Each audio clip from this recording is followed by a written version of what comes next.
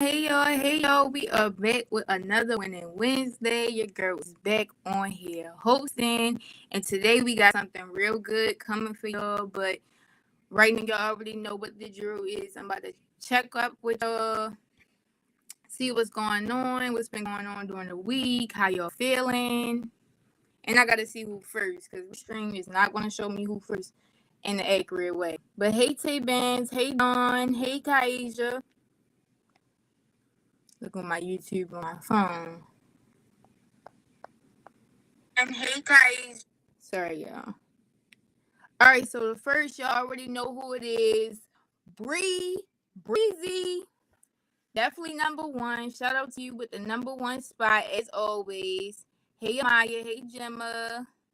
I think that's Dante. Hey Dante, hey Sid. Hey Nyasia, hey Kayla.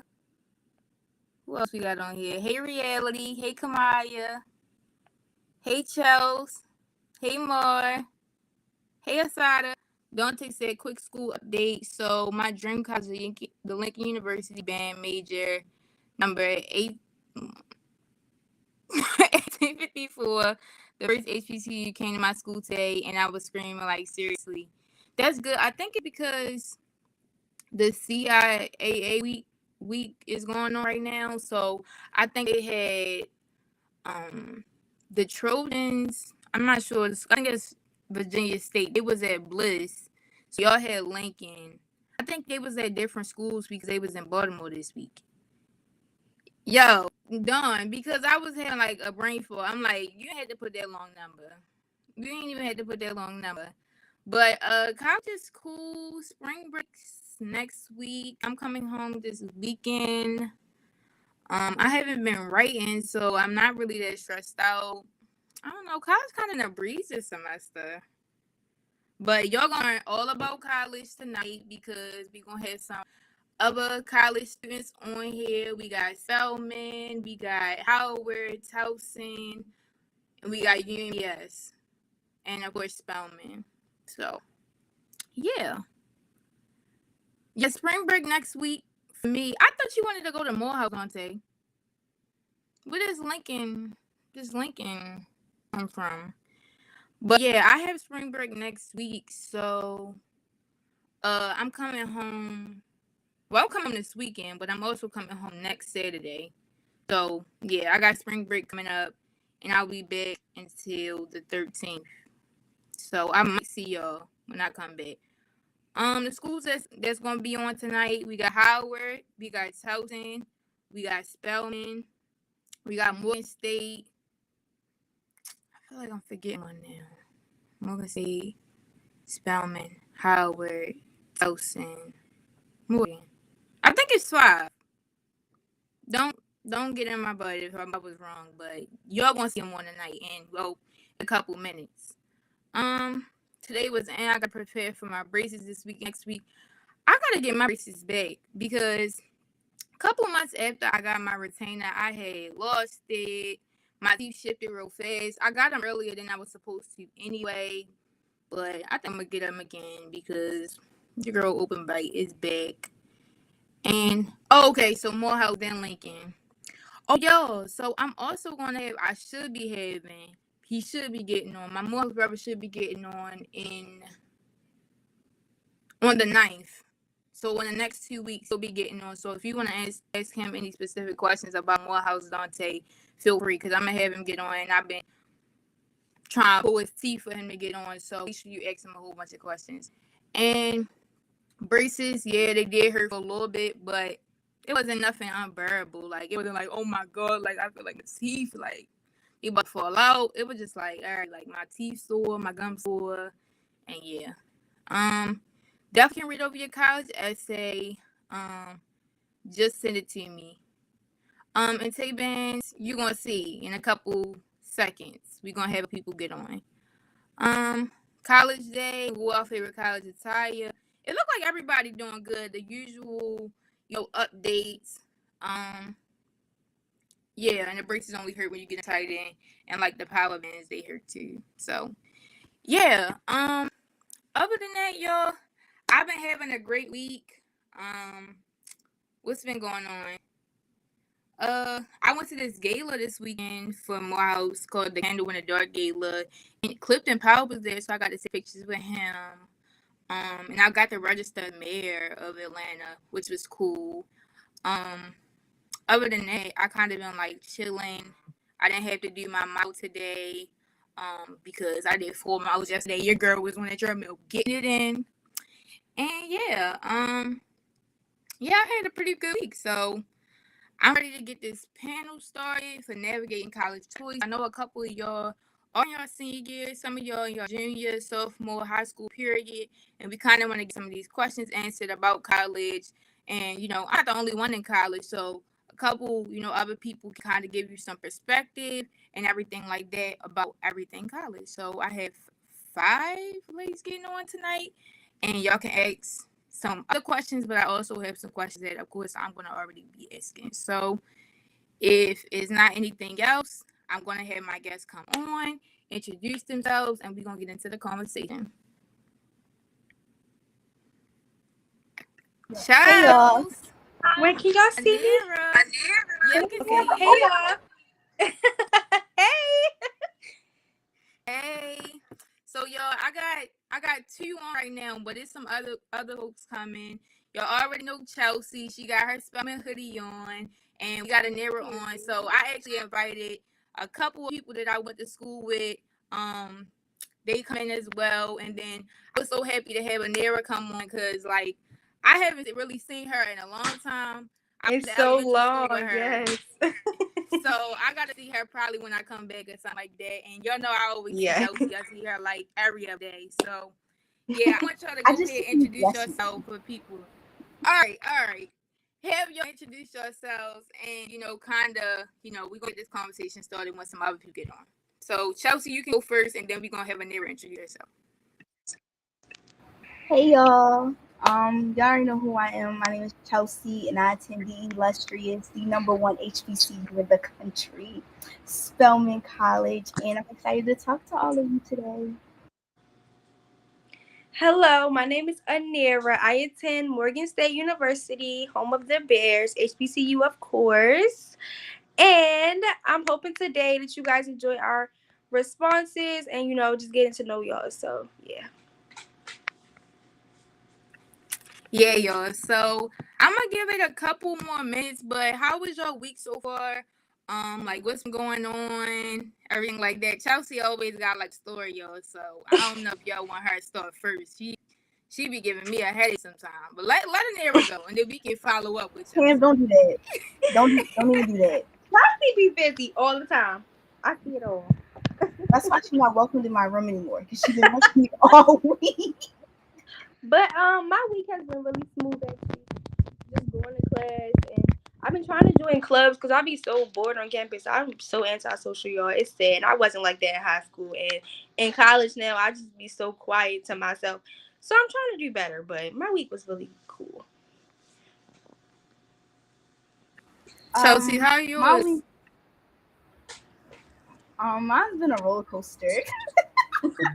But the good thing is, one of my classes got canceled today, so that made me happy. And today's my Morehouse brother's birthday, so after this, I'm gonna go over and give him his stuff. And I'm just homesick. I'm ready to go home because spring break is next week, and I'm ready to go. But and I did my higher presentation on Monday, and I was scared, but I did really good. Oh, So, good. yeah. That's good, Joe, because we needed some good stuff from the week. I don't know, your last couple weeks did have been a roller coaster, but I'm glad we kind of recuperating and stuff like that. And I definitely feel a never with being antisocial because last semester the only stuff I really did was like go to Chelsea's pageant. I was on spell reads, so I was kind of like being supportive last semester. I'm supportive this semester too, but I'm trying to get out and do more stuff. So I joined Event Envoy, so it's like event planning. That's how I kind of got to go to the gala this weekend, and then I'm also supposed to be doing like spellpreneur program.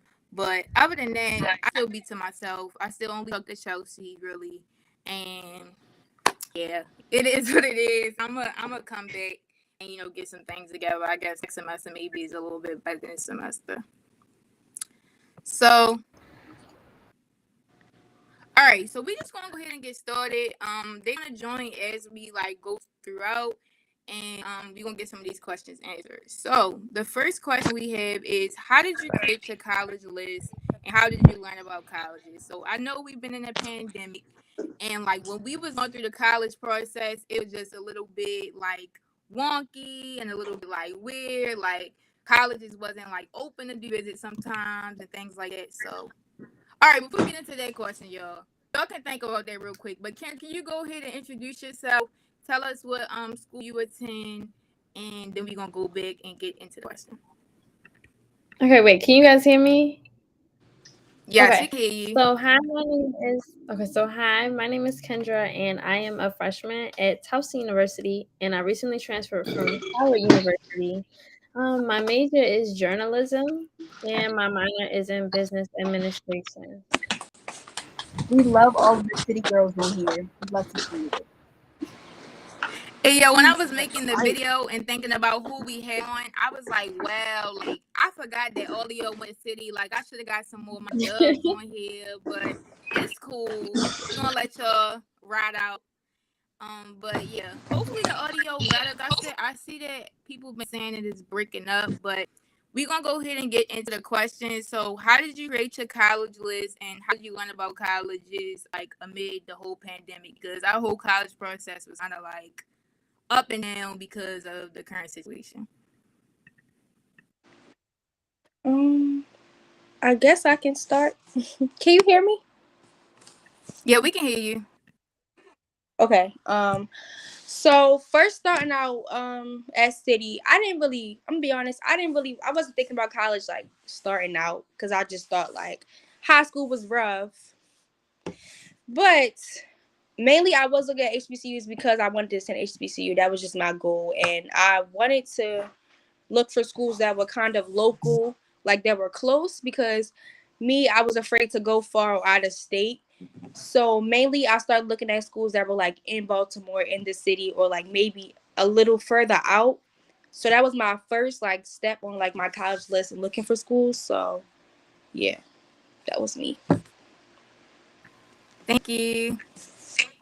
Mhm. Chelsea or Kendra, which one of y'all want to go next? Because y'all just on here smiling. Um, I'm I'll, there like, who? I'll go. Um, I'm not gonna lie to you. When I first created my list, I was definitely thinking about more so popular schools because when we were applying for schools, the pandemic hit, so I didn't get to go on really any college tours or anything. So I was just going based off, who I knew, and at the time, I really wanted to go to a HBCU. So like NCAT, Morgan. Howard, Hampton, Spelman. I just applied to all those, a lot of top-notch schools, and then I believe my advisor was saying to do 5 out of state, 5 in state, and that's what I did. So I was like Towson, UMD, UMBC, Morgan. I did in state, and then 5 out of state schools, and then some private, and then some public. That's how I narrowed it down. For me, mine was like similar to Kendra as well. My advisor, they would tell us to set your schools up with your safe schools, your dream school, and the schools that you like consider or whatever. And that's what I did. So everybody know my dream school was Spelman, and then I had NCAT. I loved it. Fun story. I was not going to go to Spelman. I was going to go to NCAT because I really, really, really, really loved NCAT and I really wanted to go. But my mother told me no. She said just go to Spelman. I was like, okay, cool. Then I had all my safe schools. I just kept applying to a mixture of HBCUs. Yeah, of HBCUs and maybe 3 PWIs, and I got into them. And then I had my safe schools, so like Morgan and Bowie and Towson. Those 3 were my safe schools. All right, I'm gonna answer the question too. So as far as the college list thing, in my junior year, I think I went to this like college fair. I think it's at the convention center, and like all of the colleges was there. Like they had a rep there. I was like talking to them about the different scholarships and things like that. And I also went on some tours. I think even my freshman or my sophomore year, because college band was like doing like I think they might have did it for free, but another thing in my head, like it might be like $60 something. And we went to a couple different schools. So yeah. Oh, hey Jordan.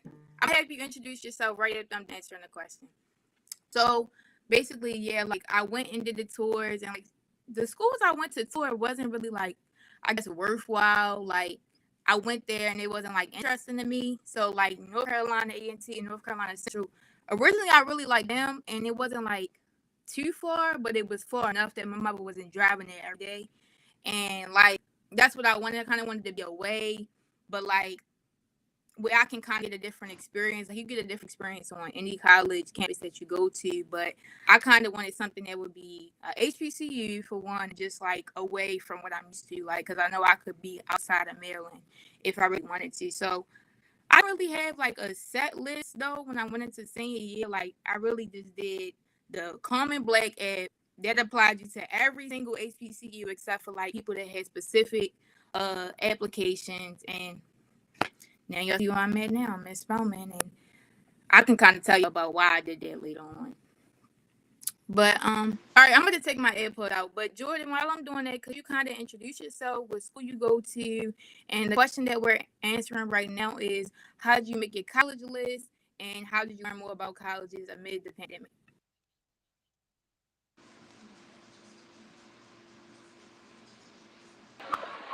I don't know if y'all can hear me or not. I'm sorry. I'm going to apologize in advance because I'm in the dining hall. The internet in my dorm has been out all freaking day, and the only place is either the library, and I can't talk in the library, or the dining hall, so I'm in the dining hall right now. But just to do my introduction, hi everyone, my name is Jordan Blanding. I'm currently a freshman at the Howard University. I'm currently majoring in criminology and minoring in psych. And to answer the question on how I made my college choice, for anybody who's listening, please don't do what I did. I put my college choice names on a spinning wheel, and whichever it landed on was, how I knocked them out. So please don't do what I did. Please actually sit and take in consideration for where you want to go. I did take into consideration when I was down to 3 schools, but those are my top 3. But over time, I was kind of just picking names out of a hat to try to get rid of all my choices over time. So, but the reason that I did end up, or just how I navigated to choosing Howard, was really looking at what I wanted from a school, if it was an HBCU, because I did have the preference of wanting an HBCU over a PWI. Not knocking PWIs at all, because all of them are amazing institutions, but I did want to attend the HBCU preferably, and I love the experience. But I also was worried about distance. I've never been away from my family for probably longer than like a month. So for me, being able to drive back and see my family was really important. So distance played a part. I didn't really want a 6-hour drive to just be able to come home for a weekend. So Howard being in DC, it was a perfect amount of distance where I could establish my own independence and really learn to be on my own while still being able to turn back when I did need help. So that was what really defined my college choice the most. Judy just jumping into our next question, but yo, I'm gonna go ahead. That's a smooth transition. How did you know that your college or university was the one for you? Like, what signaled to you like that was the one? And also, what did you consider? Like, what was the factor? So I know Judy just kind of talked about like visiting family, like the distance and stuff like that. And we kind of can go in the same order. So Anira, then Kendra, Chelsea, and then Judy. Okay. How did I know my college was for me? Honestly, I could say like moving onto campus, I was really nervous. So I thought like people wouldn't like me, or they would be like just not wanting to like interact with me, because like I'm a really soft spirit person. So I like energy. I like to like have fun and stuff like that. So I would say like my first couple of weeks there, I felt like the love and like of a HBCU where it's like everybody's getting along, and it's like it's just good energy all the time, which I like. So that was what gravitated me to Morgan, the energy and just the love of one another and like people on campus. So that was what made me like my school. Thank you. Kendra. I don't know. First school, I was not feeling it. I just didn't like it. It wasn't for me. it was disappointing because I kind of thought it was going to be for me, but at the same time, me making a decision was kind of, like I said, kind of based off just, I don't want to say, but like popularity in a way. It was definitely just more so like, you know, that's the school that I just really knew pretty well. So I was like, I'm gonna just go. But then with leaving that school and then going to Towson, I don't know, like it's just something about it. When I wake up in the morning, like I actually want to go to school, and I really enjoy like every class that I take. I just enjoy how organized they are. A lot safer than the school I was at before. Communication is a lot better. There's never a chance that I can't speak to a teacher, or every resource I have, the people are just way more relaxed and like a lot more welcoming. So I would say just even by looking at the website, I could just tell like it was just a bit more organized, just those things that I look for in a school. It was all there. So that's how I really knew. And diversity.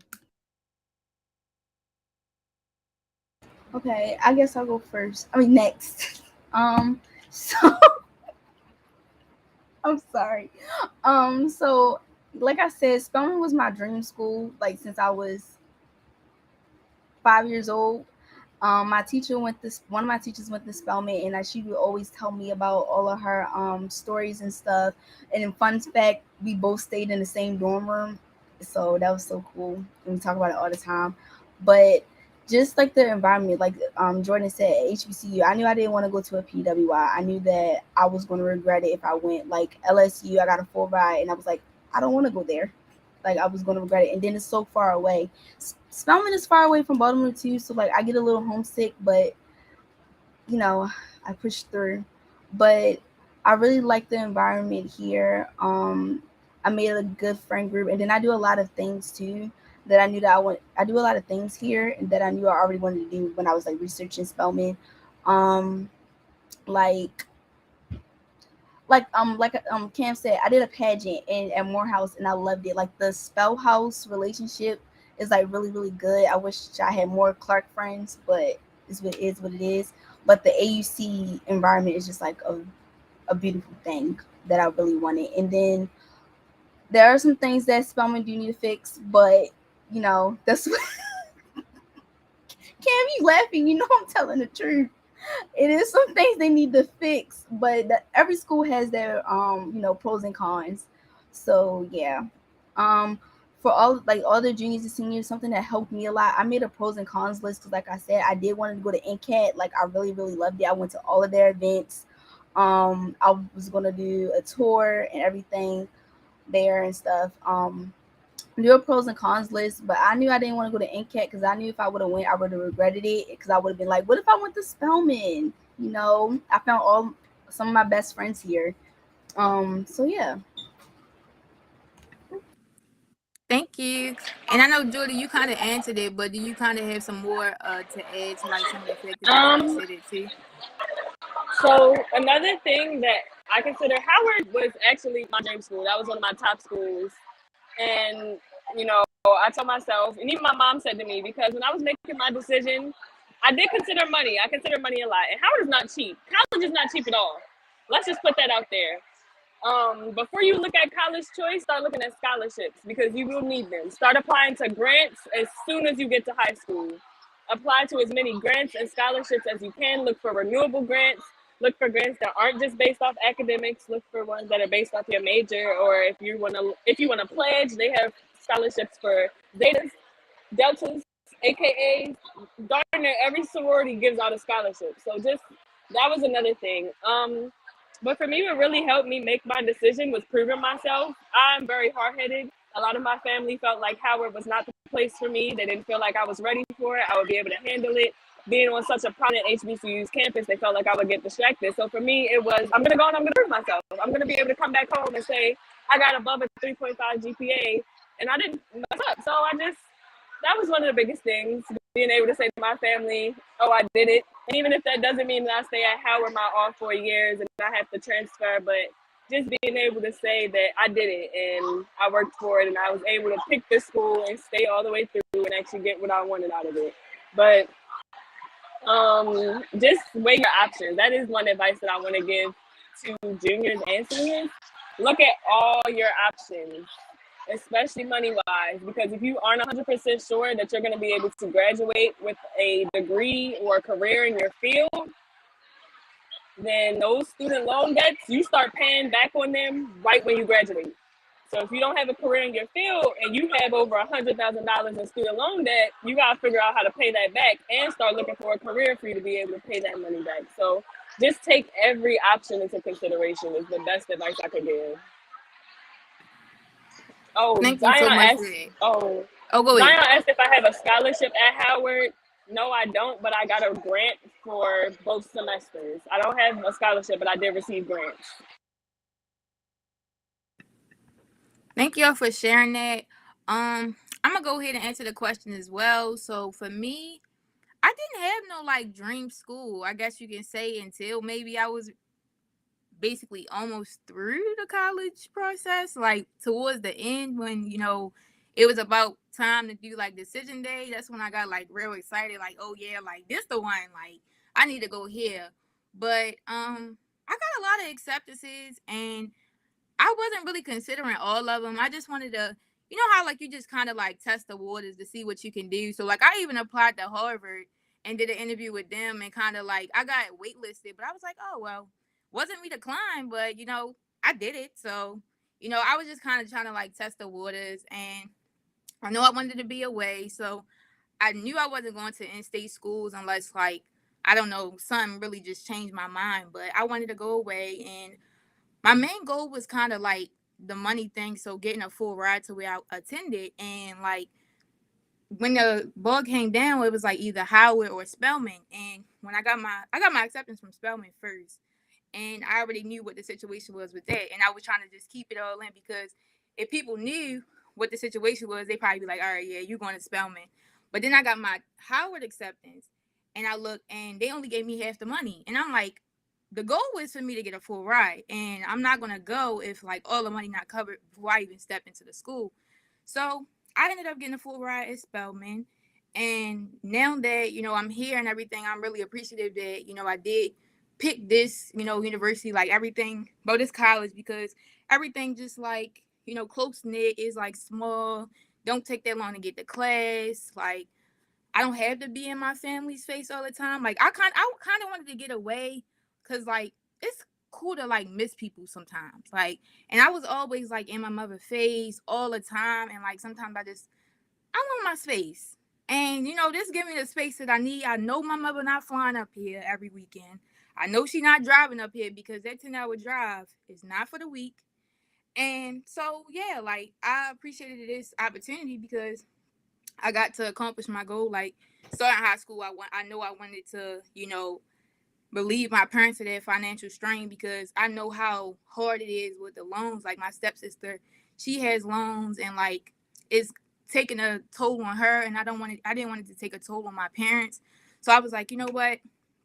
I'm gonna go to Spelman, because for one, I love like, the people that graduated from Spelman. I love like the culture from Spelman. Like Spelman got a good rep, and like Chelsea said, it is some things that need to be changed, but it's all good, from my perspective. So yeah, like the money was a thing, distance, being away, and I also started a new path when I came here. So everyone knew that I wanted to do business administration. Like for the longest time, I knew I wanted to go to school. I wanted to be a business administration and marketing minor.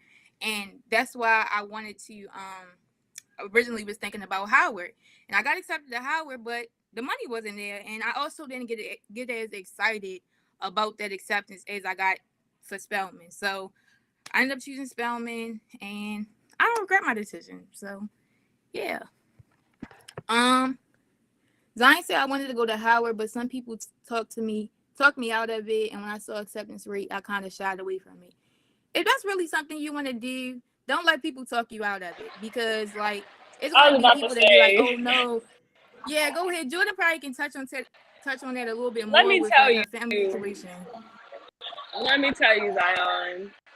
I have people now still telling me to transfer from Howard. So you're always going to have somebody that's going to tell you to choose a different school or leave the school that you're at, or, just make you question your decision. But if you're secure in that decision, and that's the place that you see yourself at for the next 4 years or the next 2 years or however long you choose to stay, then go.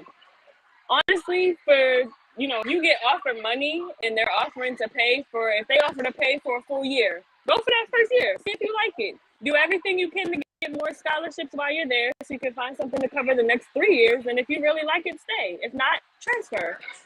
There's always other options. I sometimes feel like when we talk about college, we feel like the only way is a 4-year university, graduate and go into your field.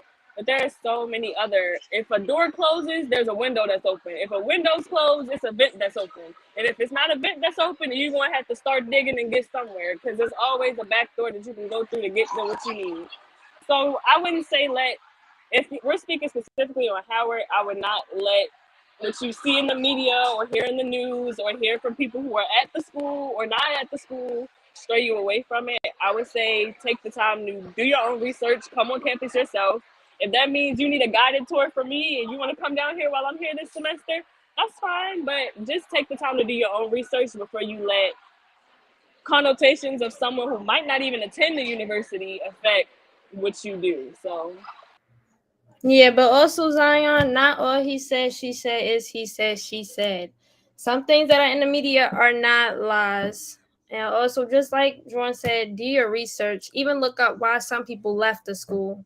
And you may see some things that are things that you would rather have that they may have left for. I definitely believe experience in places are good, but I don't always suggest trial and error with college, because loans come from 1 semester, 2 semesters. So I would just say really research things. If in your heart it feels like you where you need to be, then I would say go. But also just, some things that are in the media are true. And if you're hearing it from people who have attended, I would listen. Before I went to Howard, I had a phone call with someone who graduated, and some of the things that were told to me, I was like, I'm not going to listen. Should have listened. So I would just say, do what you feel is best, but also just remember, everything is not false or over dramatized. Some things are real and actually happening.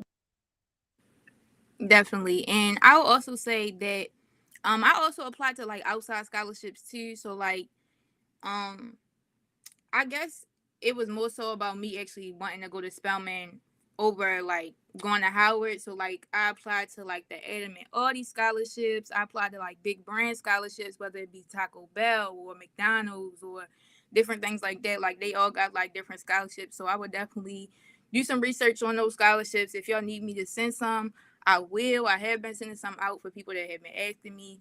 But yeah, I appreciate your answers on that question. We're gonna move on to the next piece.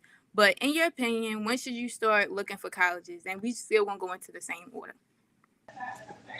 I would say at City, our advisor, she was making us looking at college maybe back to the middle of 10th grade. She didn't play about us college. She wanted us to go to the best schools.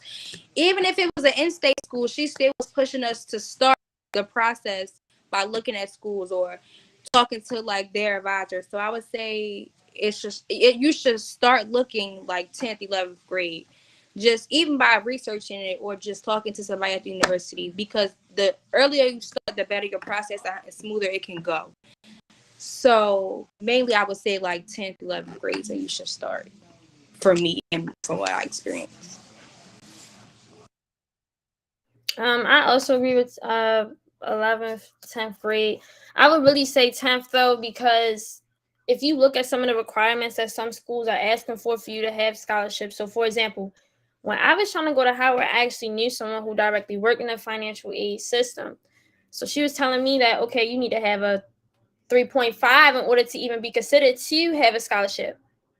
Some people like me did not have a 3.5. So me thinking, oh, okay, just any GPA is going to be okay for me to get recognized for a scholarship, I would say start looking in 10th grade, because when you see the requirements for what you need to get a full ride, it's going to wake you up in those important years and be like, okay, when teachers are saying, 10th grade is serious, 11th grade is serious, need to listen, because I didn't. I'm thinking to myself, as long as I'm doing the B's and the A's, I'm gonna be fine. No, these schools are really looking for high GPAs for your finals, like final end of the year, even in that middle 12th grade. So look in 10th grade, start taking tours early, because just like with us, the pandemic hit, a lot of us didn't get to do our tours. I would say, just as you can see, random things start happening, so plan ahead of time. I wish I would have went on tours earlier. So definitely like 10th, 11th grade for sure.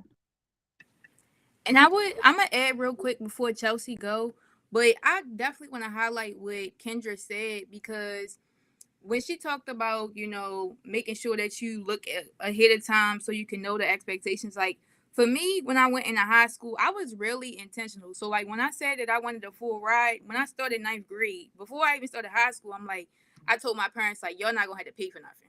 And I was dead serious. They thought I was playing. My father brought the conversation back up to me once I got accepted to all my schools. But I was dead serious. I'm like, I'm gonna get the best GPA every quarter. Like, things gonna get in my way, but I'm gonna go ahead. I'm gonna talk to my teachers. Like, right now my mental health not good. I was communicating with them, emailing them, advocating for myself. And like I graduated Western salutatorian. And that kind of opened up like the avenues of what I could do. Like I wanted to have as much like room for opportunity as I could. So just be real intentional, like especially if you're in the like earlier years of high school, like the academics and also being involved, because it wasn't just keeping my head down doing like academic stuff, but I was class president, I was in NHS, I was and it's academic, different things like that, and they want to like see that you're gonna add to the community at whatever school you want to attend. So go ahead, Chelsea. Yeah, I agree with all of y'all. 10th grade, you definitely need to start looking. Ninth grade, you can start looking in ninth grade too. But I know for me in ninth grade, I wanted to go to UCLA, and I'm not at UCLA. So, Yeah, but I wanted to go to Harvard. So yeah, yeah. so like 10th grade is definitely the year that you need to start looking into scholarships, grants. I know from Maryland, if you want to stay in state, they have this thing called the MHEC grant. And you need to turn in your FAFSA before March 1st so you can be considered for that, and that helps a lot. But 10th grade is definitely the year that you need to start doing everything, start doing your college searches. I think y'all, now that we like with this pandemic and COVID and stuff, you might can do tours online, so you don't have to travel all the way down to the school that you want to go to. You can go online, because I did that for Spelman and I still loved it. What else? Oh, and to the GPA thing. So Zion X, I'm about the 3.5 unweighted. So I don't know if Poly does weighted and unweighted GPAs, but I mean not Poly, Western. But City, we did it, and everybody thought they had a 4.5 GPA, and then when you did it, and it's like, oh no, you don't have a 4.5, you got a 2.0, and I'm like, like what? Yeah, I'm sick. Kid, y'all know I'm telling the truth. Like, Yeah, you hurt my feelings. I was Yeah, like, she's definitely like, telling the truth. A lot yeah, of yeah, people so like, heartbroken. Like, I was like, I'm yeah, not smart. maybe I'm not learning enough. Like it was bad. Yes, it was Yeah, though. so if you have a 4.5, go over that, because just keep going over it, because that's like going to be in the 3.5, 4.0 range. Um, and also, y'all, be in clubs, join things. That is like, because I think Gemma asked, "Do your resume feel? Did you feel your resume helped you get accepted?" Yes. College what's some people called, the admissions counselors.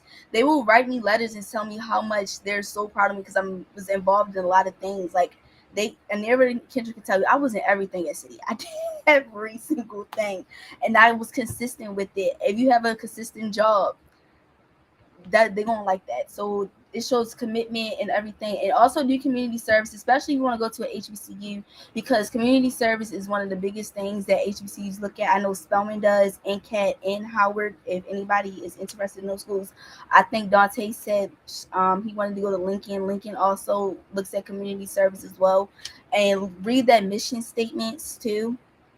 Um, Mission statements, because that can help you with scholarships if you want to have to write an essay. just do a lot of research and stuff. Like some nights I will stay up until 2 o'clock at night and look on all the colleges I want to go to and just go through that whole website and just looking. And then I also networking. I knew somebody from each school that I wanted to go to, and I knew people that wanted to go to that school. Spelman. My teacher, she's a Spelman alum. My mentor is a Spelman alum. I literally went on Instagram and I found this girl on. She graduated in 2015, and I found her and I texted her and said, "Hey, I'm interested in Spelman. I'm interested in dancing. Can you please help me and talk to me about Spelman?" And she gave me her number, and I've been her mentee since. So just do stuff like that. But yeah. So that's my little nugget. Yeah, I'm gonna do like another highlight on what everyone said, because I think we kind of all touched on like getting involved and doing different things. But I would say like you don't have to do stuff in just school either, because when I was during the pandemic, I think I was just starting to get involved with Heart Smile. So like whether it be like, oh, I present with Haya, or oh, I do this, or oh, I do that, it's like seeing that you're involved in different things outside of school. That's cool too. Like different organizations, that allows you to kind of build up your resume, I guess you can say. And also, if you feel like you had a hurdle, like I know like with academics, use your essay to kind of explain why. So I know like I think a lot of advice with telling like people with like lower GPAs that you can use your essay to let them know why you had troubles during that time, and that'll kind of be like, oh, like I see why, but like this person is still a really good student. Like their academics don't necessarily define who they are. So yeah, Kendra, you can go ahead and add something. So I was going to add to just building your resume. Man, build that resume. I do everything under the sun. I even at Howard, when I first went there, I was there for like 2 months and I got involved in 4 things. I think that involvement is a really big deal, and sometimes it can overshadow academics in a way, because it shows that you're either a leader or you're a team worker, or it shows that you're actually going out of your way than just, oh, I'm just going to school. Like, what are you really doing to help the community? And I feel like that was really why I was able to get into really just all of my schools, because it was like I was able to say what in a way I could, what's the word I'm looking for? What I could give or contribute. So I think getting involved is a huge deal. And then sometimes I would even get so caught up in what I was involved in that I would just lose track almost of school, which I don't suggest, but just everything goes into something. So like me at Towson right now, if I know I want to be a writer, I'm in the newspaper club right now. So that's something that I can go ahead and say that I did as a freshman.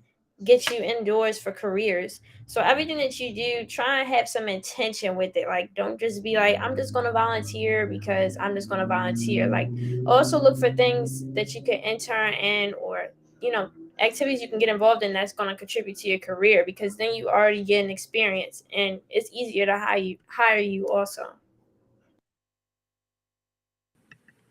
Definitely. And I think everybody attends school on campus, right? Everybody on campus? Kendra, you're not on Yes. campus? No, I'm All right. not. Well, Kendra, don't answer this question. But if you got something that like from other people, just add it in. You can add it in Well, too. I lived on But like, campus last semester, so I could probably. yeah, you can talk about that experience then. So, what is your experience like living on campus? Like the pros, the cons, and Jordy back so she can kind of add on this question. The question is, what is your experience like living on campus? You live on campus still, Jordy, right? Yeah, you in the dining hall. So all right, go ahead. Oh no, I'm back in my room. Our internet All is right. back up, thank God. All But right. yeah, I'm back in my room. Does it matter who goes first for the question? You can go first Are if you we want to. are Since we you going in the already same up. order, or Jordy's I was going about to first? say. It doesn't matter. I was just asking. Doesn't Either matter. or. I can go. You can go first, Jordy. All right. Living on campus, when I first got to campus, I think like my first month was probably the most difficult. It really definitely depends on your outlook. I feel like you can make the best of living on campus once you learn how to make the best of it. Finding the right friend group is very important.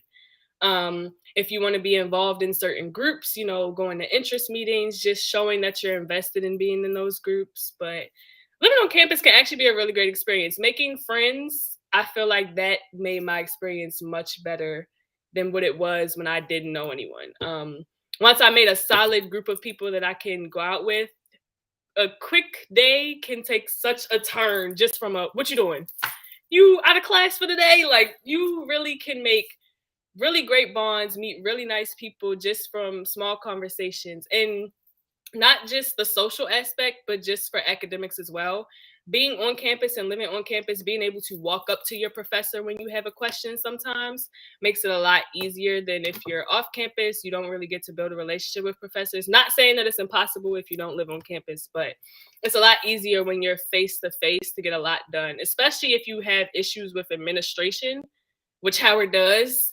It is much easier when you're able to walk into the financial aid office versus sitting on the phone with the financial aid office, because they will not help you out. So being on campus can have a lot of advantages, but disadvantages. One thing I can say, Howard's campus is not the safest. I will not lie to anyone who is listening. Howard's campus is very open, which means there are random people on our campus at all times, no matter what. We don't have a lot of security. We've had a lot of robberies, and it's definitely not the safest place in the world. So you do have to take that into consideration when you're looking at schools as well. Look at if your campus is an open campus or a closed campus, because that will be a defining factor on how you feel walking back to your dorm at night, especially for me, because I've had issues with feeling like I was being followed, having to ask security to walk me back from places because I just didn't want to be walking by myself at night. Look at dorms as well. As you have probably seen in the news, Howard has issues with dorms all the time. So if you really do shadows, see if you can go into dorms and look at which buildings are newer, older. But I would definitely say live on campus. If you have to choose, I would say live on campus. If you don't like it, you can always transition to being off campus and staying at home. But if you have the opportunity to go in person, I would say go. Anira, I think you answering next. Could you, if you know, could you add the answer about are you able to live off campus as a freshman when you're in an in-state school? If you know. Okay, so wait, what was the question again, Camry? I literally forgot just that fast. I'm sorry. Hey yo, it's good. I said, how was your experience on living on campus? And somebody asked, Oh, are I see you the question. able to live Okay, I off see it. campus? Okay. So I'll answer the question first. In-state schools, yes, they give you an option to be off campus or in campus or living on campus, actually. So for Morgan, they gave me the option to stay home or to move on campus. And funny story, I live actually like 5 minutes from Morgan, so I could have chose to stay home, but I wanted the experience to on campus to make new friends and to just walk around the campus and just explore things. So that was my option to choose to live on campus. So in-state schools, yes, they give you an option, especially I know Morgan does, but my experience on campus so far has been amazing for me because I've actually had the opportunity to make new friends and the opportunity to, go to my classes or sit outside or go to a club or even like events outside, like any like all types of like stuff you can do. So, and for the class thing, I love my classes. My classes are very fun. They're very engaged and involved. So I recommend people to stay on campus because it gives you a whole side of like you've never like seen before. Like I could have chose to stay home or I could have chose to be off campus, but I would have missed out on what I've experienced or what I've seen from my teachers to my friends to the events. So I recommend campus for everybody to stay on. So that's just my experience. Oh, another question said, can you live off campus and still do in-person classes? Yes, you can. You can be off campus and you can still come on campus to do classes. That's for Morgan, you can. I don't know about other schools, but yes. All right, I think it's Kendra next.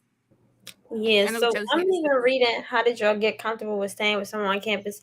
Me and my roommate, we got along really well for the most part. Like she's really like the main person I still talk to from Howard. But from my experience with living on campus, didn't like it. Don't like the food, don't like the showers, don't like how they really necessarily treat you in the dorms. in my opinion, our dorm didn't interact with each other that much. So like our floor, nothing like that. We didn't interact like that. And I like being off campus way more. I think just because maybe I'm at home and plus I have a life outside of school. So I like having my car. I like being able to have my freedom and leave. I still get to walk around campus all the time. I still see my friends all the time. Way more convenient price wise. I don't have to rely on the food that they're providing for me. I just like having my own space. Even though having a roommate was successful for me, not always successful for everybody. I would just say living on campus is also a bit unsafe. Just the things that can happen and you're not away from home. No, you are away from home. It's just too much. And then also being a female, in college, you go to experience like parties and stuff like that. Just please be careful about what neighborhood your school is in, because I know that for some, I'm sorry, the fire department, but I say the neighborhood that your school is in really matters also with living on campus, because being in the city, you'll think like, okay, I already live in a city. Let's go to another city completely different. It's just it's iffy. I say I didn't like it that much. I prefer being off campus a lot more, but I think maybe when you're a freshman, it's a good idea, but save your money, please. I just want to add to what Kendra said about the go ahead. city thing.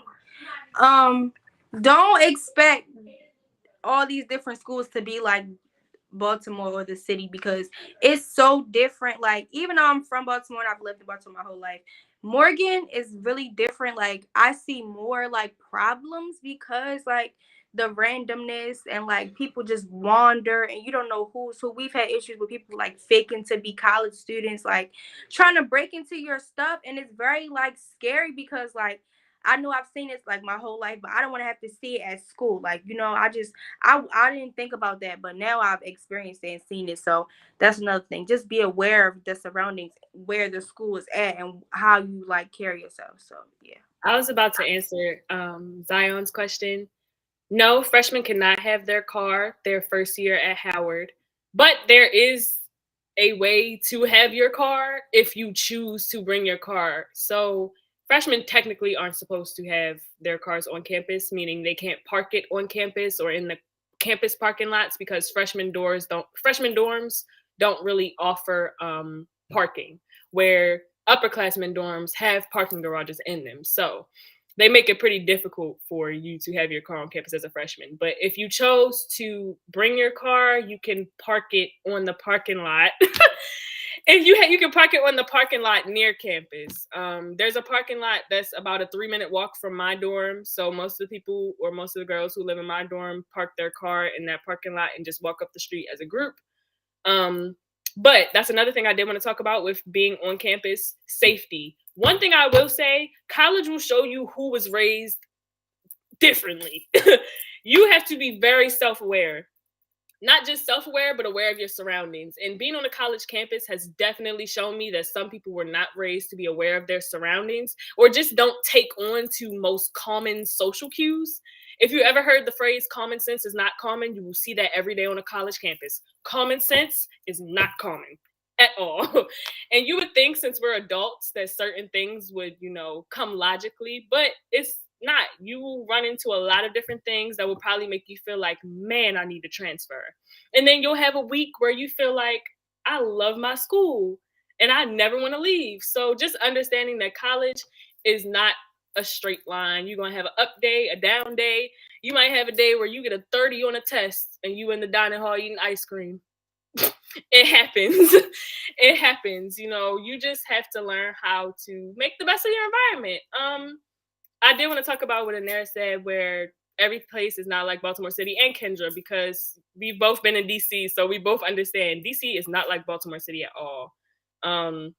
Worse, in my opinion. I was about to say, I've been all over Baltimore City because I grew up there, but there are certain parts of DC where I will never go because I value my life a little bit too much. So just researching where you're going. If you're going out of state and you're going somewhere that you have never lived, populated, or just traveled around before. I've traveled around DC, so I really didn't have to do much research. but I know not to go to Southeast DC past 8 o'clock. That's common sense. So just doing your research and knowing what's safe, what's not. If you're going out, travel in groups, do not leave the group. If somebody got to go to the bathroom, everybody going to the bathroom. Somebody got to get up to go outside, everybody's getting up to go outside, because it takes 1 second for a great night to be spoiled. So just understanding how to be safe on a college campus is very important when making your decision as well. I'm gonna just go ahead and answer the question real quick, and then we'll probably get into Jules. If y'all got any questions for them, would y'all mind like putting your Instagram names in the YouTube live if y'all got it like pulled up? If not, I can share it with everybody that want to ask y'all like individual questions, because I know it's some questions that weren't able to get to. But I would say my experience has kind of been like, I don't know, awkward, I guess you can say. Like moving in with somebody is like, it can feel forced, I guess you can say. So like for me, I'm already a person that's like to myself, private, and then when you move in with somebody that's just like from a different background as you and things like that, it can feel weird. Like sometimes I come in the room, I don't want to talk, I don't want to say, hey, how was your day? Sometimes I just want to go be in my bed and not speak. And sometimes I want to talk, and I don't know, it's like a really big adjustment. I think it's still something I'm kind of getting used to. Like when you feel like something is wrong in the room, making sure you say something. I'm not a confrontational person, so I don't like always having to say something, having to repeat myself. It get annoying if I had to do that. So like it's an adjustment, but you also have the opportunity to being a single if you have the wherewithal with the finances to do so, or have a way to do that. It's a couple. I think it's 2 or 3 singles on each hall, and LOC one, that's where I live, and Chelsea lives in Manly. So if y'all interested in Spelman or whatever the case may be, I can kind of tell you a little bit more about that. But I don't know, I think definitely knowing like what you get into would be a good thing. Like we from different places in my room, but I think I would prefer someone that had a similar background as me. Like if I was in a room with like Chelsea, perfect. Because it's like, all right, she already know like how I am. Like me and Chelsea actually just started talking while I got at school. Like I didn't really know too much about Chelsea before I came here, but I'm just the fact that like we both from Baltimore, and we got some similar backgrounds, Baltimore City Public Schools and things like that. We involved in similar things. It's like, all right, like we go in the room, it's fine. And majority of the time I'm in Chelsea room, so I don't know, maybe that might be a thing next year. But I was about to say, you make them friends, you be in their room more than yours. Yeah, I definitely would say just know what you're getting yourself into. Some people have really good experiences too, and they hit it off with their roommate. But I don't know. I think I'm just a little bit like awkward when it comes to like social stuff and like pushing yourself in a room with somebody you don't really like know. So yeah, I really appreciated y'all coming on, spending your time with us. We want to just give like some quick jewels. If y'all got like a little bit of advice or anything like that, please share it, and we can do it in order of like the screen. So we could do it Nera, Kendra, Jordy, and then I'll finish this up because I know we got something at 7 o'clock. Okay, my jewel I wanted you guys to take with you is just try. Don't give up. Don't just say, oh, I can't do it, or oh, I don't want to do it, or I'm too scared. Like, I'm gonna be honest, like I was terrified of college. Like I'm really a and Nera, I think your hand might be on the Oh, I'm mic. sorry. Can you hear me now? I'm sorry. But just try. Don't just like try to give up or not want to do it, because honestly, it's like life is going to change very fast for you. It's going to hit hard. It's going to come really fast. So just be ready for whatever that comes your way. Just try, push through. If you need help, ask for help. Like I'm not a person that likes to ask for help, but if you need help with something, please ask for help, because it really, really, really will help you in the long run. So that's just my jewel that I want you guys to take with you guys. So thank you for talking to you guys, though. I just want to say thank you so much. Oh, me next. Kendra? I was gonna say, my jewel would be don't be bamboozled. I would say that you can honestly make whatever you want to make out of college. I don't know, because when I first applied to Towson, I was just thinking, like I think Chelsea said, oh, just a safe school. Man, you can be successful wherever you go. Like, you do not have to have necessarily a certain name attached to you. I definitely fell into that web, so I know how it feels to think that that's just going to get you a meal ticket. But I would just say, just make college what the best thing that you can make it. Get involved in things. You never know. Just because you may not have heard much about a school doesn't mean that they don't have those resources. And just also keeping that in mind with the money that you receive. Definitely try and do your best to avoid loans. But if you really believe in yourself that much and that's somewhere that you work hard to go to, invest in yourself. I mean, that's a part of life. Trial and error. So I would just say invest in yourself, and also just, make the best out of any situation, anywhere. Okay. My jewel would be protect your peace. And I'm going to say that in a lot of different ways. Coming into a college campus, it can be so hard to be disciplined, and it can be so hard to fall into a spiral of just the wrong temptations. So understanding it's okay to not go out every night. You don't have to drink, you don't have to party, you don't have to hang with a certain crowd, you don't have to do certain things. So understanding that you and your education is the real reason why you chose that school. That degree is what you are there for.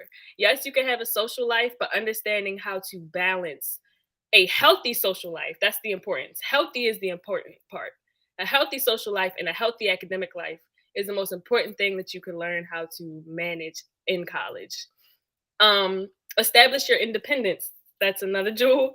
We're all becoming young adults, so just learning how to do certain things on your own at this stage is probably the best time to do it. You still have the ability to ask your parents for help, but you still have that room to, pick yourself up if you make an error.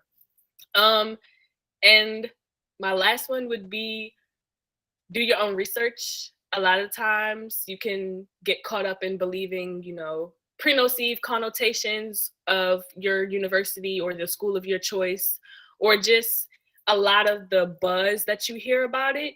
But the only person who can make the decision on if you want to go, if you want to stay, is you. So just try to take the time to ask for discernment. This is something my mom has talked to me about.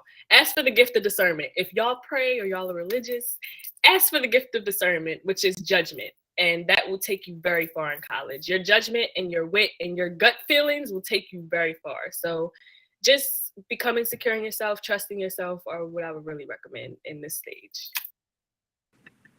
Thank you so much for that. Sorry y'all for running over one time, but my jewel would just to be like create the opportunities even if you don't see them. So sometimes like I know like you might not get into like your dream school, and that's okay. Life happens.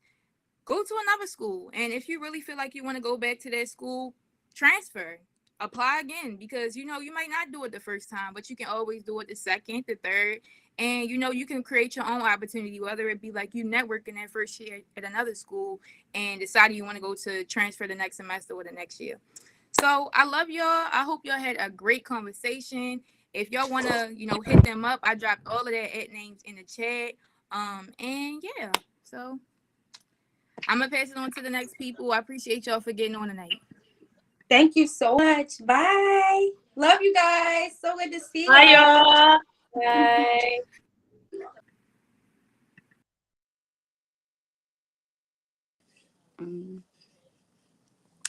Hey y'all. I hope I'm not having no tech difficulties because my MacBook is acting up. So hopefully y'all can hear me and this phone don't give me no issues and nobody don't call me. So this restream don't start acting crazy. But hey Lene. Okay. Y'all can hear me now. I had myself on mute because they were talking and I don't know, but hey y'all. Hey Ania. What's up, y'all? All right, so y'all, today, y'all already know we having a good old conversation about COVID and the pandemic. And I feel like right now it's really necessary because everybody feels like we're not in a pandemic, but we still are in a pandemic. So it's definitely a lot of like in and out, kind of like warm and cold, like about it. So we here and we got some special guests for y'all. So we're gonna be talking to some doctors so y'all can hear the facts, because I'm not no doctor. And sometimes I be feeling like people think that like a lot of people in higher, like that we doctors and that we supposed to be like educated on everything. So they just feel like we should have all the answers to everything. But we ain't that professional now. So we got the professionals on here for y'all, and we can do introductions once they get on here. But I'm excited about tonight because I feel like we're in like that stage where we need another conversation about what's going on now.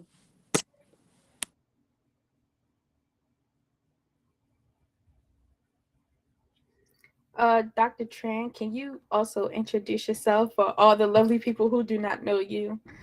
Sure. Hi, everyone. So I'm Dr. Dina Tran. I am a pharmacist. I work at the University of Maryland School of Pharmacy in Baltimore, and I've been working with Dr. K and a few other people from the University of Maryland, just talking about and having conversations about COVID vaccines and working with the Baltimore community. So really excited to be here. I've been to listening and learning from you guys, honestly.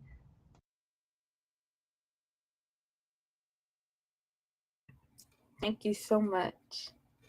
Okay, while we're waiting for our other guest, I don't think she's on here yet. Oh, hey, Sydney, go ahead. Oh, everybody knows Sydney, but still, introduce yourself. Hey, yo, Oh, I'm she on her Sid. phone too. Can y'all hear me? Yeah, we can hear you. All right. Hey, yo, I'm Sid. You already know me. Self-care, self-love, self-confidence influencer. And I'm just so excited for tonight's conversation because like Jim said, like things are different now. We in a different time. Everybody got different things going on. And it's just like we need to bring this conversation back. So I'm ready for tonight. I'm looking forward.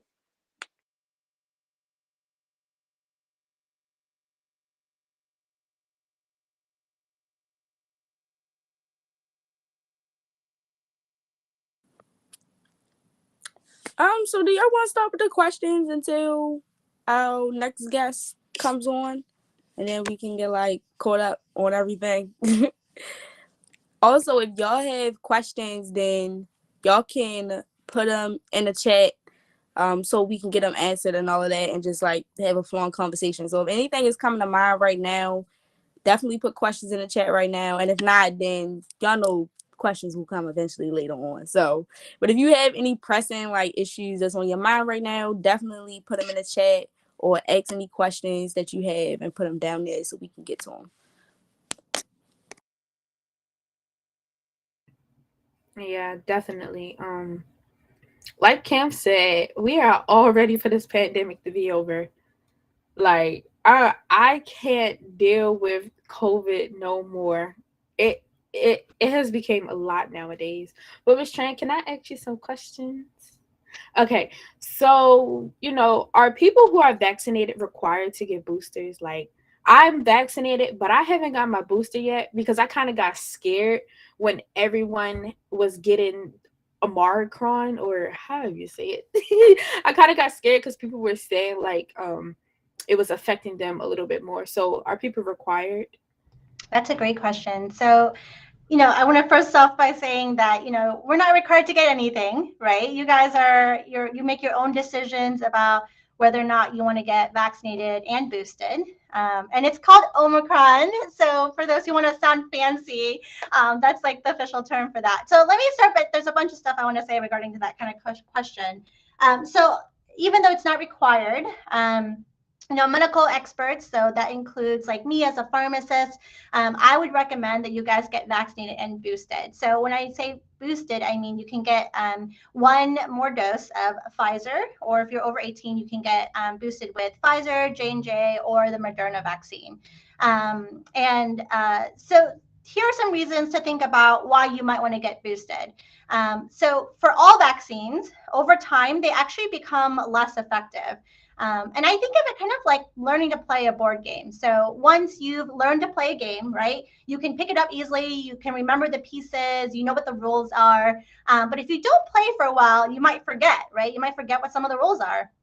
And that's the same thing with getting vaccines. So when you get your vaccine, it helps your body learn how to fight the virus. So it remembers what the virus kind of looks like, so that whenever you do get hit with COVID, your body immediately knows to detect it and then kill it and get rid of it before you get sick. But over time, your body can forget what the virus might look like. So you decrease the amount of antibodies. That's like the official medical term. So, it gets slower at detecting it. It gets slower at killing it. So that increases your chances of getting infected and getting sick. So when you get boosted, that helps your body remember it better. So then it can hopefully protect you and potentially not get you sick.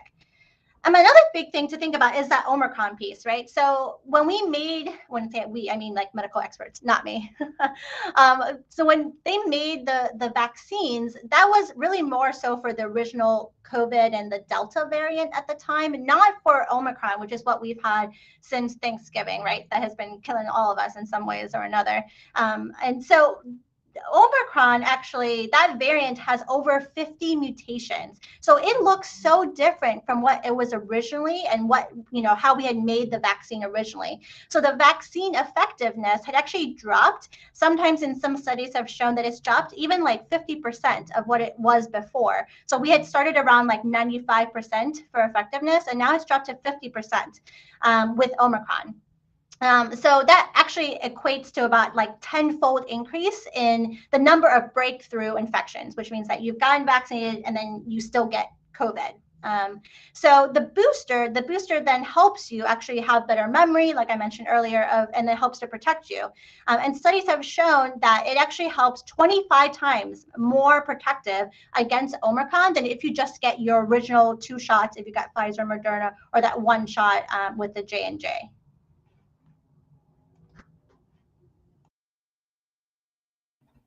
I have a follow-up question from the comments. Cam said, do you think the vaccines will end up being like our regular flu shots? Yeah, so it's hard to say right now because they're looking at studies and looking at what kind of vaccine do we want to make. We want to make, when I say we, again, medical experts, not me, but a lot of medical experts are looking at, because we're kind of learning, right? COVID is changing constantly and we're learning along with it. And we're hoping to be able to develop a vaccine that you could kind of get like your flu shot, and it's just a yearly vaccine. But we're kind of learning along the way, and sometimes that could lead to other things. So they're looking at, do we find a new way, a completely new approach to the vaccine so that you don't have to get it as often as we've been trying to get it right now with 2 shots and then, a booster and whatever might happen moving forward?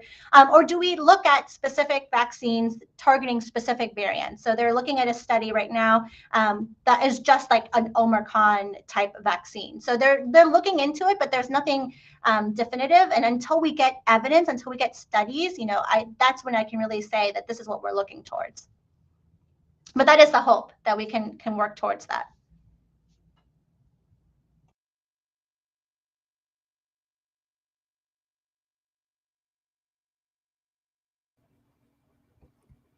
Okay. I have another question. Do the booster shots cost money? Because I don't know. Do they cost money to get them? Yeah, so all vaccines are actually covered. So if you have insurance, it would go through your insurance, and it would be free for you. And if you don't have insurance, it's covered through our federal government, so it's also free. So essentially the answer is it's free. It's free to get the regular vaccine, and it's free to get your booster vaccine. So no cost. And you can go without really any, documents or driver license or anything, really. We'll still give you your vaccine. Okay, real quick, I have a question. So it's funny because somebody said this to me the other week, and I not even thought about this, but they said, I'm gonna just not get vaccine, but I'm gonna get the booster. Is that able to happen? Like, I'm gonna just skip past the vaccine because that don't sound right, but I'm gonna get the booster because I think I just need the boost. Like, is Yeah, that possible? so interesting. Yeah, so I would say, I mean, they're the same vaccine. So in some ways, I wouldn't say that it's like different, right? So it's like getting a booster, you would be just getting your first shot. So the vaccines are all the same. They haven't necessarily changed versus your original shot of Pfizer, Moderna, or J&J and your booster. The only small difference is that Moderna when you get your initial 2 doses, it's like a 0.5, it's like a small dose. And then when you get your booster, you get an even smaller dose, because they found that with even the smaller dose, you get the same amount of protection. But the vaccine itself is all the same, regardless of booster versus not. But that's a great question. I have a question. Okay, so this is like what I've been wondering.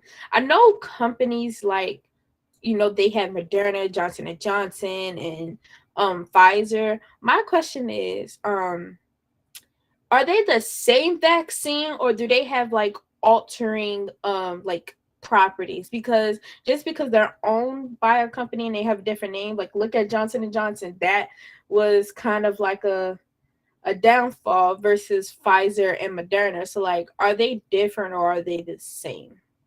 That's a great question. So the Moderna vaccine and the Pfizer vaccines are very, very similar. They work the same way.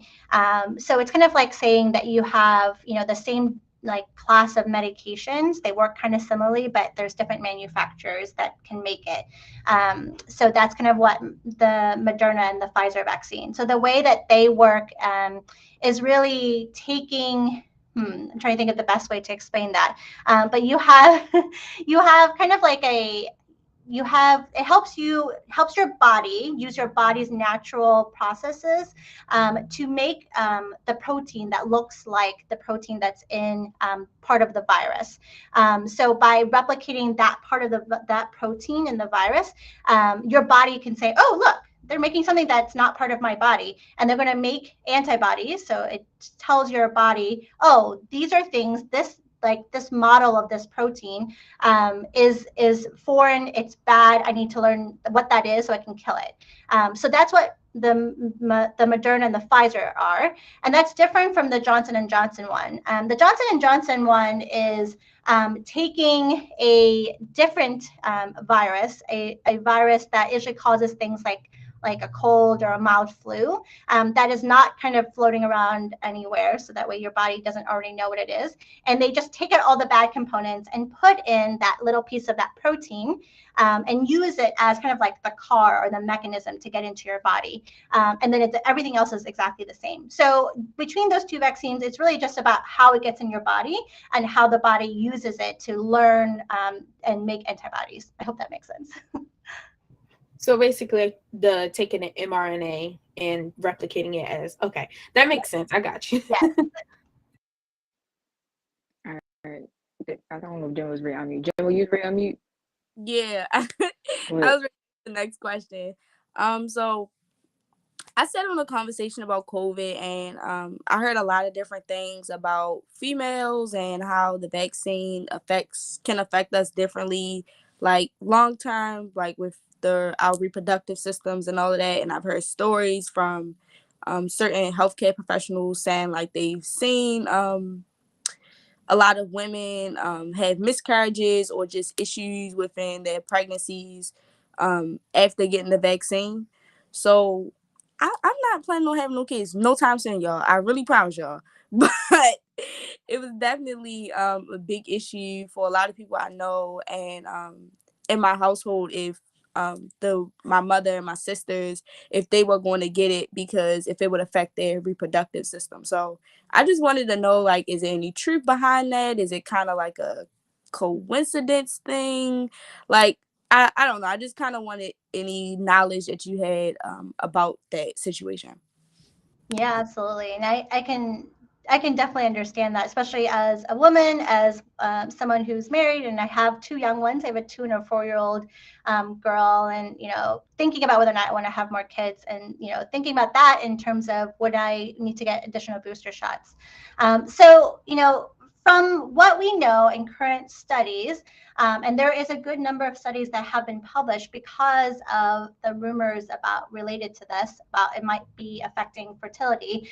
They have done a lot of different studies in a lot of different ways across different states, and really large studies. And they, at least so far, have not found any evidence that any vaccine, including the COVID-19 vaccine, can cause fertility problems.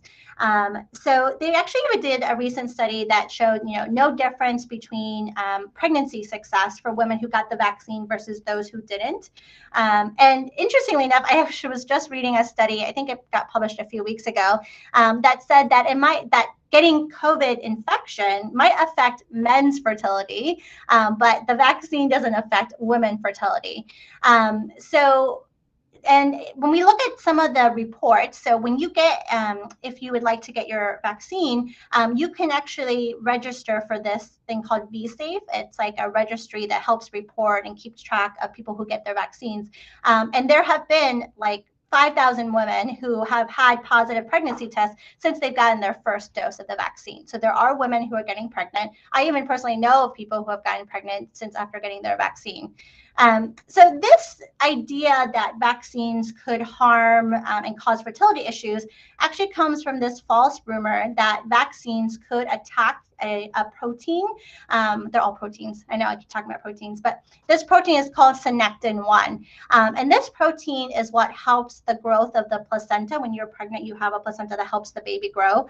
And that protein, synectin-1, shares a very, very, very small piece of genetic code with a protein that is in the COVID virus, the one that we use for mRNA and the one that we use for the Johnson & Johnson vaccine. So this same protein, so that they're thinking, oh, because it has similar, that one piece of small genetic code, that, then that means the body is going to learn to make antibodies and kill parts of the placenta and not be able to allow for baby's growth. But, that's, if you think about it, it doesn't necessarily make sense, right? It's kind of saying like puzzle pieces. Two puzzle pieces look kind of similar, but that doesn't mean that they're going to connect. Another way to think about it is you could have two phone numbers. They could end in 338, right? Or even four numbers, 3389, let's say.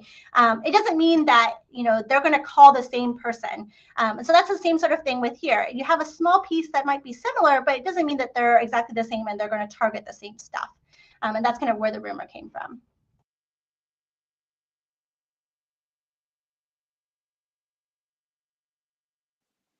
Okay, well, I have another question. So what were your concerns, if any, when you got the vaccine? Yeah, I would say that, and I work with vaccines a lot in my practice and my work. I teach vaccines to my pharmacy students here at the school. And honestly, when I first started hearing about the COVID vaccines coming on the market, I was concerned by how fast it was being made, right? And so for me, what I did was I took the time to look up that information myself. I went to reputable places. I looked at the CDC, I looked at NIH. I learned more about how vaccines are developed. And through my own research is where I learned, and felt better because I realized that the corners were not being cut, that, it was a lot of just red tape that was being removed to help speed the process along. But the research, the studying, the scientists, everything in regards to the development of the vaccine was sound. And that helped me get over that concern. And that allowed me to get my vaccine. And I got my vaccine the week after it was available at the hospital. It took a few weeks for the hospital to get it. But once they got it, I went in there and I decided to get my vaccine. But that was the main thing that I was concerned about.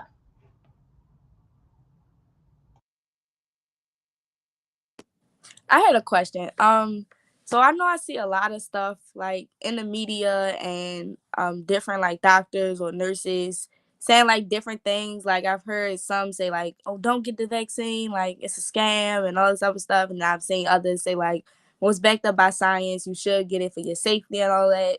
So do you think that like social media and the pandemic just being like kind of like very sudden for everybody here and just like I don't know, it's not traumatic, but kind of traumatic in a way, but just like very sudden and surprising with us being shut down so quickly and everything just like coming to a halt and it being like a big thing because social media is now so present that sometimes people just like take things and like run with it and just kind of say it to bring like attention to certain things that don't need attention. Like just kind of just spreading rumors just to spread them because it'll make things controversial.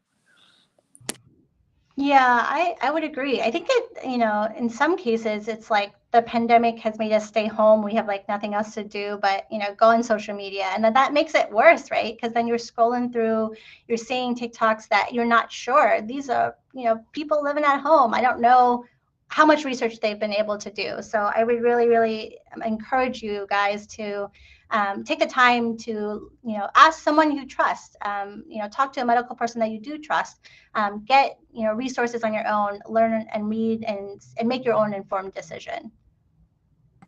I have a question. I don't know if this question was already answered, but I feel like I just need more clarity on it. So, like, if I was a doctor and I wanted to, run this COVID-19, shot vaccine, my bad, with different age groups, what is the safest for you to get the best results? Is it older or is it younger? Because I feel like learning from a younger taking a shot, you get more results because their immune systems are still kind of figuring out like how can they beat it, what they cannot, because they're still developing. And an older person, like, because in my head, if I'm old, I'm not going to take the vaccine because I'm going to say I'm going to die anyway. I'm either going to die of vaccine, I'm going to die of old sickness and old age. So what's the point of me getting the vaccine where I might be a parent who have a kid where like, I remember where my child had a cold and it took a long time for them to beat that. So like, who do you think is the best target who really, really absolutely needs the vaccine? I don't know what I said makes sense. Yeah, it makes sense. It's good to see you again, Ania. Oh, hi, bro. I'm Yeah, sorry. It's been not a long time, but how you been? I've been good. I know I look different too. Yeah, maybe it's because your hair is down I and long. cut my hair. I Oh did. my goodness, it looks nice. Thank you. Anita Miss Joni were really gracious to come and talk with my pharmacy students. So it's so grateful that you guys were able to do that. And I almost already forgotten your question. So I think in terms of like what is the best age group, I think is what you're saying, Ania, right? Like to get their vaccines. It's hard because I don't want to take the easy way out by saying that all different populations need to get their vaccines because everyone works together in a community to help protect each other. And I think I could totally see what you mean in terms of like some of our older folks, but our older folks are the ones where their immune system is the ones that don't work the best because they're getting older. So like everything's kind of rusty. So they're more likely to get sick. So they need it. And, for our middle age, group, our younger group of adults, they need it because they're the ones who are most active. They go out and they could spread more infection and cause other people to get sick. And for our children, that's an interesting one because, and that's kind of why they really have been looking a lot at the vaccines for 5 and under, because children at that age group, their immune system is not developed the same way or as mature. So a lot of the vaccines that we give for infants, they're lesser doses or sometimes need additional help for their bodies to recognize that it is something that they need to learn and make antibodies again. So it's a little bit different for that population. But I do think that everyone should get protected because the vaccines are effective and helping to reduce your risk of severe COVID, hospitalizations, ICU, and potentially death. Okay, and I'm gonna ask this one last question. Probably not my last, but I'm gonna ask. Okay, so for the people who did get the vaccine and had a bad experience with it, I know that can create some kind of trauma for them not to get their second dose or their booster. So how can we create a trust between those people who didn't have a great reaction, whether even I don't know which one had the most effect. The one that I really heard that had a bad effect was to Johnson and Johnson. It was something about like the blood clotting and something like that. And so like what do you do with those people who have had bad experience with the vaccine? Yeah, I can totally understand that. So at least what I do and what I train my pharmacy students to do is to be open, to be transparent, and to be honest about what's going on with the vaccine. So before I give a vaccine to anyone, I want to talk about, I want to tell you the honest truth about how vaccines and how safe they may be. When we look at any medication or vaccines, we're thinking about, the benefits. Do the benefits of the vaccine and what it can do outweigh the potential risk? And when we look at vaccines, the benefits of, severe COVID, to reduce the risk of severe COVID, hospitalizations, and death, does that outweigh the risk of any severe side effects? And when we think about those vaccines, there are severe side effects. I'm not going to say that there's not, but the severe side effects have been pretty rare. So if you try to actually look up some of the numbers, you can look at the chances of dying from COVID. It's like 23 in a million. Okay, I had to look this up. So I'm not like memorizing these random stats. And getting hit by lightning this year, you have a 1 in a million chance of getting hit by lightning. The chances of you getting a severe side effect from a COVID vaccine is like 0.1, 0.2, sometimes 0.7. So your chances of getting hit by lightning are actually more than some of the rare side effects. But we talk about those rare side effects, right? Because every one person is important in our lives. So totally can totally understand that. But I think that it's important to think about how rare it actually is for some of these serious side effects that might occur. But specifically for someone who has had a severe side effect, I think it's important to just talk them through, the risk of getting that severe side effect again, which is and what other vaccine could they get? Because we have 3 options, and especially for like the J&J vaccine and with getting clots, you have the option of getting one of the other 2 mRNA vaccines, which actually don't really have the potential for clots, for instance. Thank you. I have a question. So, what would you say to the people? Because I hear this all the time, and like this was one of my concerns as well. But like, what is the point of getting the vaccine if you still have to wear a mask, or if you can still potentially catch COVID? Because I hear that all the time. Why would I get COVID if I can still? I mean, why would I get the vaccine if I can still get COVID? Or why do I get the vaccine if I still have to adhere to all the same guidelines as everybody else? And we all basically under the same, we're doing the same thing, even if some of us are vaccinated and some of us are not. Like, what's the point? Yeah, Miss Anita, I've been waiting for that question all night. I think before we really jump into kind of that, I think it's important to remember and know that vaccines was not developed to protect you against COVID. Okay, so hear me out. No vaccine is 100% effective in preventing illness. Okay, we've never actually said that, and we, again, medical experts. There's a lot of factors to help you be protected against any sort of virus. There are things like the virus that mutates, how good your immune system is, lots of different factors. And the way all vaccines, including COVID, are developed is to prove whether it is effective in reducing your risk of severe COVID. So again, I keep repeating, I feel like a broken record, hospitalizations, ICU, and death. Okay, so when the medical experts were making these vaccines, their studies was not looking to see whether or not you would get COVID or not. It was against whether or not you would get severe COVID, including all those complications. Okay, so when they did those studies and they presented it to the FDA and say, hey, please give us emergency approval so that I can give vaccines to people, they found that it was around 95% effective in reducing severe COVID. Okay, so when I say 95% effective against reducing your risk for severe COVID, that means that you are 95% less likely. Okay, it's not that it only works 95% of the time, which is what a lot of people actually think. Okay, so if you are 95% reducing your risk of getting severe COVID, then of course we're going to have breakthrough infections. You can get your vaccines and then still get COVID. We knew that was going to happen. So I kind of think of vaccines like seatbelts, right? I have a lot of analogies. Seatbelts protect you a lot. right? But it's not 100% effective and protects you against never getting hurt. There are still reckless drivers out there. You could still get in a car accident. But I still believe in seatbelts. I hope that you think that you believe in seatbelts, and we still use them, right? And hopes that, that helps to reduce our risk of getting really hurt and ending in the hospital and potentially dying. And that's the same thing I think about when I think about vaccines. And I also think about for Omicron, I hear that a lot for Omicron, right? Like, oh, Omicron is mild. I'm just gonna catch it and get it over with. Thanks, Dreama, about my analogies. I thought about them really hard. I've talked to a lot of people, so I try to use analogies. I definitely have heard tons of people who say that, right? Like, Omicron is mild. I'll just catch it, get it over with. Let's have one of those Omicron parties. Anyone have heard about that? Like, let's have an Omicron party, all get together like chickenpox and just have a party and all get sick. Which is, yeah, exactly. Like, it's kind of crazy.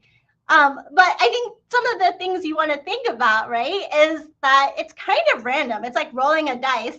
Am I going to potentially be that person who's going to get severe COVID, or am I going to be that person who's going to get mild case of COVID? Like, I don't want to take that chance. I don't want to roll that dice and potentially be that person who gets, severe instead of mild.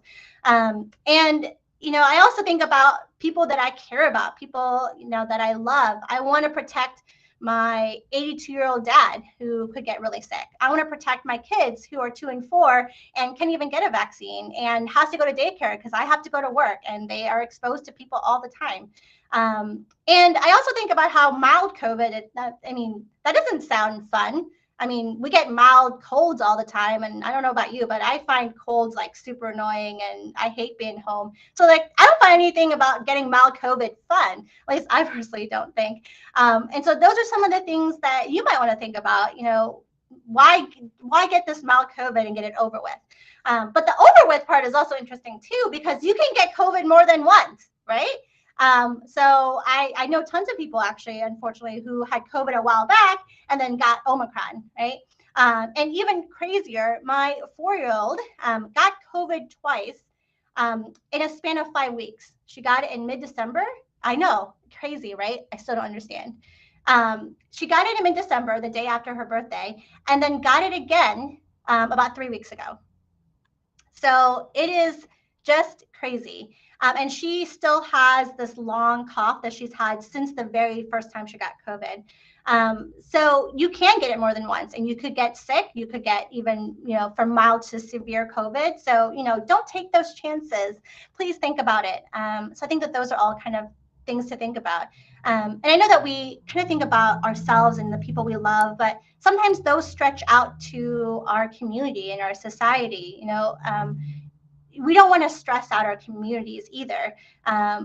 When Omicron was at its height, right, around, like around December time, food prices were going up. There were shortages of people being able to work in places. Fast food wasn't fast food anymore. All those things, it affects everyone getting sick, and more people that get sick. Even if it's mild, we're all staying home. And so that affects everyone in different ways. I have a question. Yeah. I don't it's a question, but it's a statement. So I've been having a lot of conversations with my family, and I kind of believe it, and I'm gonna stay to it. And this goes with just not COVID, or this is with any kind of illness that anyone can get, that it's like severe or not severe. There's no profit in cure. So,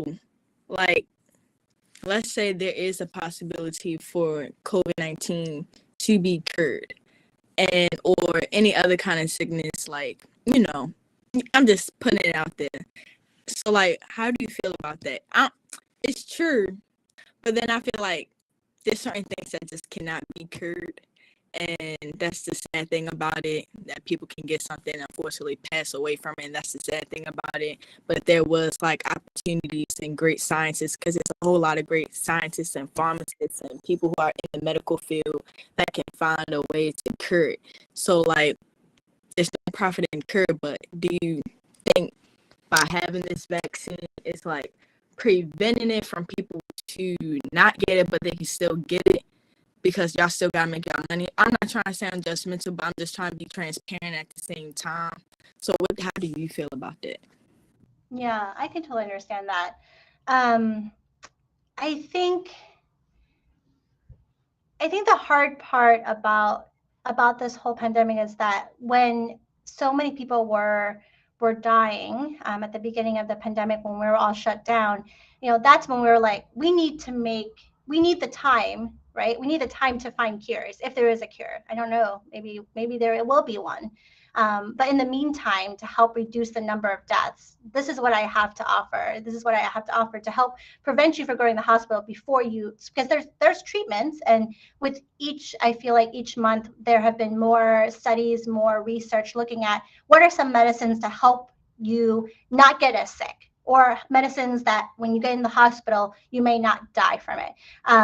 And over time, I think we'll get better and better so that you might not have to end up in the hospital. But I think in the meantime, this is the best approach to help you stay out of the hospital and help you from getting too sick, at least in the meantime. And maybe further down the line, there might be a cure.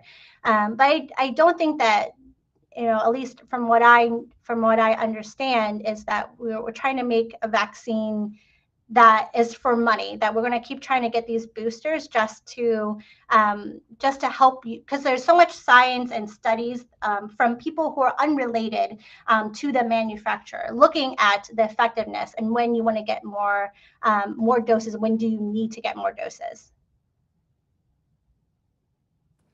I had a quick question. So I know, like, recently, kind of recently, especially for me, I've been like questioning the whole mask thing and like if it works, because I go to Poly and Poly is like 1,600 deep, so it's a lot of us, and it's like not really any social distance protocols. Like, we sit very close together. In classrooms, we all huddled up in the cafeteria, like class meetings. We might as well all just be stacked up on top of each other. Like, it's like not really any social distancing at all, like during the school day. So it's just like, it's like how it was my ninth grade year. So it feels like regular school pre-pandemic. It's just that everybody got on a mask, and I don't see how the masks are helpful we're not applying the social distancing aspect. So I just want to know, like, how effective are the masks really going to be if we keep continuing to have like basically like big hotspots for COVID, um, what's the transmission, like this. So just having schools or like big government buildings or just like heavily populated areas in general where people aren't necessarily social distancing, but they may have their mask on or they may not. So just like, is it all really worth it? Like, do we need to go back on lockdown? Is it like just like forget the whole mask thing and everybody might as well just like fend for themselves and just like get the vaccine and see how that goes? I just want to like hear your thoughts on that. Yeah, and these are just my thoughts, I would like to say. In terms of mask, so from what I have read and the studies that I have seen, when you wear your mask, you help some transmission, because it helps to protect people who might sneeze on you, right, and get you sick. Because when you get it into your nose or into your mouth, that's where that sickness might come. So it helps to protect your nose and mask, and potentially if you are sick and you don't know it, then it protects when you cough, you sneeze, you talk, that goes on to someone else. So even if you put on your mask and everyone around you doesn't, in some ways that helps, at least for me, it gives me a feeling of control, that I'm control, even though I have to be, let's say, in a really crowded area, it gives me some control that I'm helping to protect at least a little bit for me. And that's what the studies are also showing.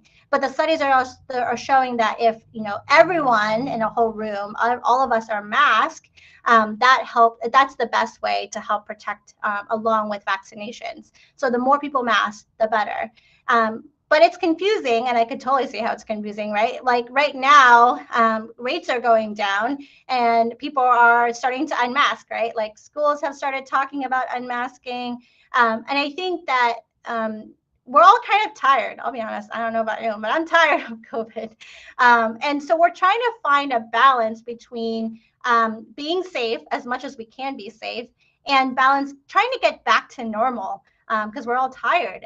So when rates are really low, can we potentially take off our mask? And, again, benefits versus risk. Is the rates low enough that potentially we might not get sick? And that's kind of what the governments are looking at when they think about, okay, in the school system, do we want to take off our mask and allow for masks to come off?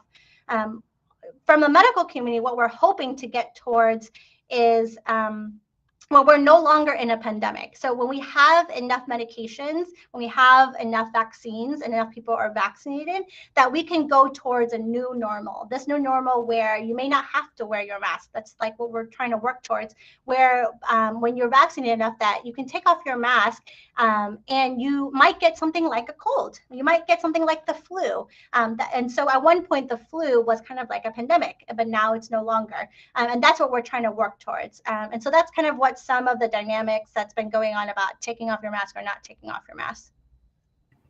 I have it's so crazy because I had a follow-up question now to follow-up question because I was going to ask you about that. Well, like, I know that maybe one day down the road, the COVID is going to turn into a common cold or just a common sickness, and eventually our bodies will be able to fight it off. But how in the world will we know when COVID is like over? Not like over, but over enough where like people are safer. This is kind of turning into the flu. So how will we know? Yeah, so I think that this comes from like so much data. So like all of our medical communities are always compiling like how many people, what are the rates of COVID, the rates of hospitalizations. Like those are the numbers that if you want to go to like Baltimore City, they actually have like those numbers, and they look at those numbers to make decisions about when is it safe to potentially remove mask mandates, when you could when you can go in and dine in. Like all of those are really related to those data points of those numbers. So based upon that, when we have, I think there's a lot of different factors that I kind of mentioned. I think we have to have enough people who are vaccinated. That helps to lower the infection rate. And also because when you have enough people who are vaccinated, that helps to reduce transmission. People who can get sick. When you reduce transmission, it reduces the number of variants that might occur. So variants is like when you get these mutations, and then who knows what happens if you can get worse COVID or not. Those where those mutations come from, we don't know what's going on. So there's that, and then having enough medications that help when you do get sick, so that way you don't end up in the ICU, crowding the ICUs, or potentially dying. So when you look at all those numbers, so who is that governing person? Is what's called the World Health Organization. The World Health Organization is the official body that looks at health of the entire world, and they are the ones who declared COVID a pandemic. So it would probably be them when they resend it. I have a question. So it's funny because like at one point I was believing this myself, but I've heard like COVID is not like an illusion, but COVID was made up. Like the government sprayed some stuff in the air that everybody's been breathing in, which is why everyone has been catching it. Like I'm not gonna lie, like last month, it was a good 3 weeks straight where everybody had COVID. Everybody had COVID. You hear, oh, they had COVID. I was just sitting with them. They had COVID. You starting to feel funny yourself. And, it's been a few times where I just been feeling a little funny myself. And I just had to, like, stay home or, something don't feel right to me. But it's just like, how am I taking all of these necessary precautions? I'm wearing my mask. I'm social distancing. I'm not going anywhere outside of the important places I need to be, like school and work. And yet, I'm still getting the symptoms of COVID. I'm still people I know are still getting COVID. Like, it's some people that don't leave their house unless it's to go to the grocery store or, just to go to just nowhere, pretty much, like nowhere. Like, work is virtual, church is virtual, everything is virtual. There's really no reason for anyone to leave the house. You can order your groceries to your doorstep. It's like, I know a lot of people that stays home social distance, but somehow still ends up getting COVID. So what are your thoughts about that? Like, do you think that at one point it was potentially, the government making COVID like worse than what it seemed, or them adding to it somehow? What do you think about that? Yeah, so I don't think, I personally don't think that it's related to the government, but I was with you. Like everyone I knew, I felt like around like Christmas time had COVID, and even like my daughter, like we don't go anywhere. We try to protect the kids so much that like I feel like I just stay at home and see the kids, and then I go to work and I come home. And so it's hard because and the Omicron was so transmissible, and that's why we had moved from like cloth masks to a different mask that has better coverage, because it was just so easy that like you could like sneeze and like more people, like 2 times the number of people that from previously could get infected. So that's kind of where that came from. It was just that particular mutation caused you to have. It was just easier to get into your body, if I guess if that makes sense. Yeah, that makes sense. And that makes sense. And while we're on this topic, like, so I always wondered this, and this might sound silly, but you know how you say like COVID gets into you by like someone else's germs coming through to you through like your nose or your mouth? What about the other parts of your body that's exposed and open that can also lead like and have bacteria, like our eyes, our ears? Like, why don't we gotta Yeah. wear earplugs and wear goggles with our masks? Like, Yeah. So I what's mean, up with that? it could get into your eyes for sure. It can get into your eyes. Actually, I am required when I see patients. I see patients down at family medicine. I have to actually wear eye protection because it can get into your eyes. So for the rest of your body, it's actually more like your hands and stuff. Like, you love, I don't know if you remember, like when we first like went down on lockdown, everyone was like, don't touch your face. And then you don't want to touch your face because like when you touch your hands, you end up touching your mouth or your nose or your eyes. And that's kind of where it all comes in. Okay, so I have a question because we're like 10 minutes about to end, but do you think we're close to like all of this like being over, or like close to being over? Like, is anything ever really gonna be back to normal? Is COVID gonna like shift into something like kind of like the flu, and it's kind of like we at the stage like now it's like we just gotta like naturally like as a whole like just kind of like get over it and just like let it run its course? Like, are we at that point, or is it like still something like scientifically that we have to do to like stop it? Yeah, I think that we need to get to a low enough viral like transmission, like across the board. I think that that's what's going to help, because when you have a lot of people who get infected, that's when the virus like is like, so it's like evolution. Like we all try to learn and survive and grow, and that's the same thing with viruses. They're like, oh look, I found a new way through Omicron to like get really into your body like super fast and get you sick. And they learned that that was successful. Like evolution is weird, science is weird. So like they use that to make new variants and new mutations. So we're trying to avoid that, and we can do that if all of us don't potentially get sick. Do I know that we're going to get to this like back to how it was? I don't think so. I think that we're going to get to a point where we get a new normal, and I don't know what that new normal looks like and when we're going to get there, but I hope it's soon. I hope it's soon for all of us. But I think that we're getting closer. I think that a lot of medical professionals are talking more and more about moving away, getting closer to no longer being a pandemic. And a lot of that comes from some of our newest medications that has been able to help reduce like people getting severe COVID. So that has really, and those medicines are available over at the pharmacy. So that's kind of where we're getting to, where, kind of like when you get the flu, there's actually medicines you can get like that helps you if you get it in the first few days of getting the flu. And that's the same thing that we're trying to get towards with some of our medicines for COVID. So when we get towards that, that means the rates are going down across the board. That really helps us say, hey, look, now we're no longer in a pandemic. We can reach whatever this new normal is going to look like. So Thank you for Cam had a question. answering that. Oh, I was ready to read it. Yeah, go ahead. She said, what can keep us aware of the state of the pandemic? Because sometimes stuff feels a little normal that it kind of like blinds us. And I can definitely agree that like the days are kind of like blurred together. So like some days I might wake up, I don't even know what date it is for like a whole week straight. So like don't ask me, because everything is just kind of like blending together. It's like the same thing since the lockdown, just like a repetition of a lot of things. So like I agree with Cam. Like, what can we do to help us keep to stay aware and on top of like the state of the pandemic and if we're any closer or not, because social media can lead you in a million different ways. So are there any like accurate resources or things that we can refer to? Yeah, that's a great question.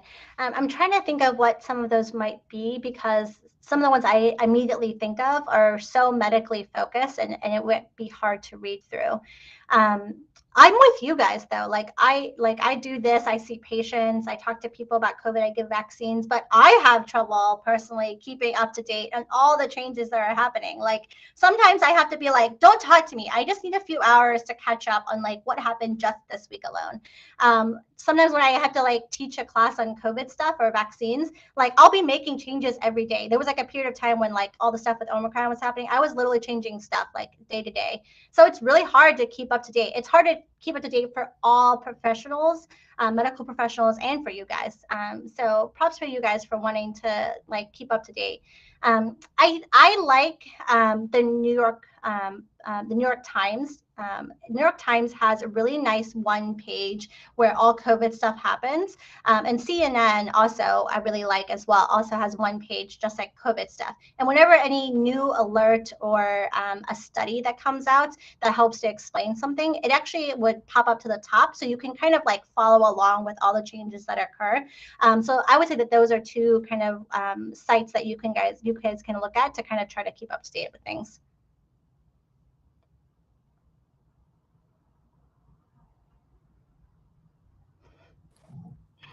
Okay, well, if anybody else has any like last minute questions, then we can get them in. But if not, then we can move on with our jewels and close out for today. And give thanks to Dr. Tran for coming on and talking with us.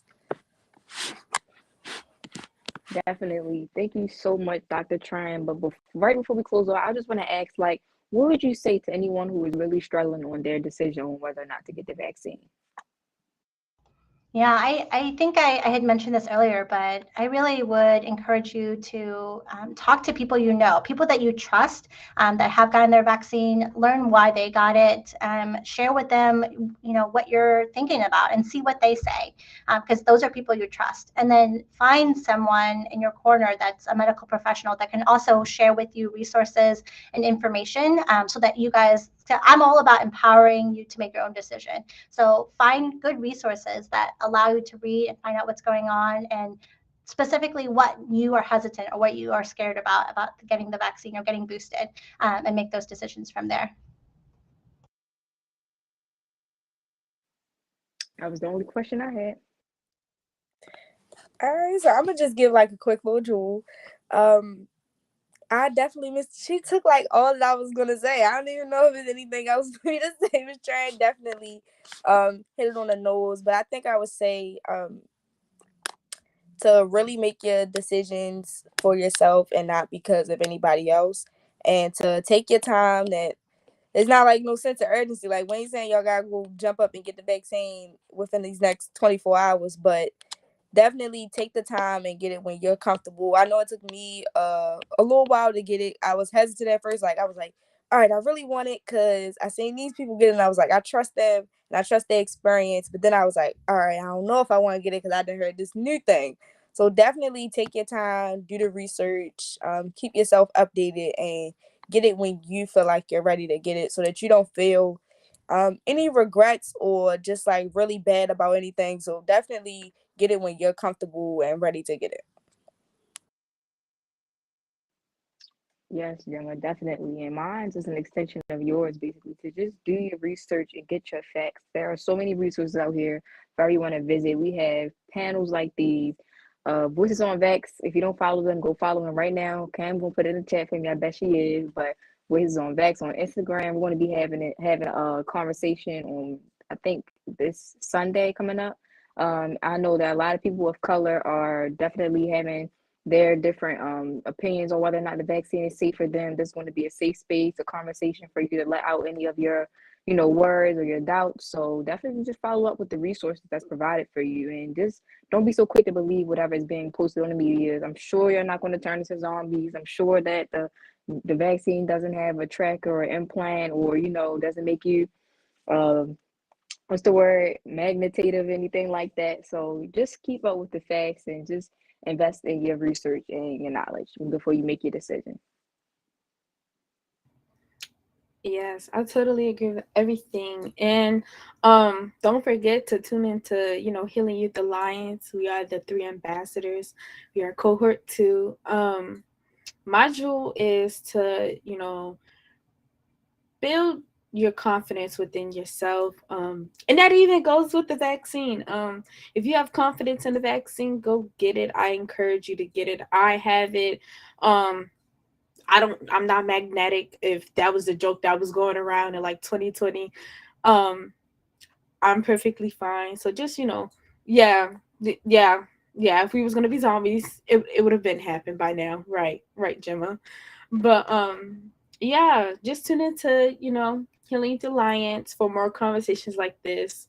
Tune in on March 7th for the new cohort, and I hope to see you all there. And thank you, Ms. Tran, for joining us. It was definitely a pleasant conversation.